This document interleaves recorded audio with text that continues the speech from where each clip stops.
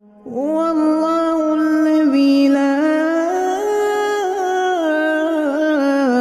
إله إلا هو عالم الغيب والشهادة هو الرحمن الرحيم هو الله الذي لا إله إلا هو الملك القدوس السلام المؤمن المهيمن العزيز الجبار المتكبر سبحان الله عما يشركون। নিঃস্ব অবস্থায় কি দোয়া করতে পারেন একজন মানুষ, এই দোয়াটা শিখে নেন, ইনশাআল্লাহ আপনার জীবনের সমস্ত সংকট কেটে যাবে ইনশাআল্লাহ। আমি নিজেও এই দোয়াটা বেশি বেশি করার চেষ্টা করি। দোয়াটা হচ্ছে রব্বি ইন্নী লিমা আনজালতা ইলাইয়া মিন খায়রিন ফাকির। অর্থ হচ্ছে, হে আল্লাহ, তুমি তোমার পক্ষ থেকে আমার উপরে যে নেয়ামতগুলো দিবে, আমি এর জন্য ফকির হয়ে বসে আছি।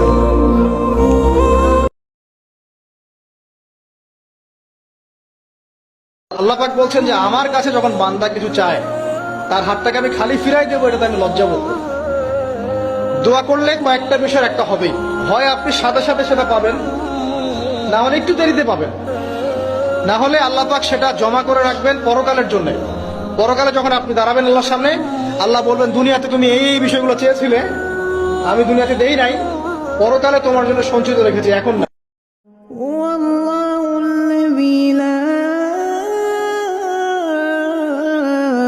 إله إلا هو عالم الغيب والشهادة هو الرحمن الرحيم هو الله الذي لا إله إلا هو الملك القدوس السلام المؤمن المهيمن العزيز الجبار المتكبر سبحان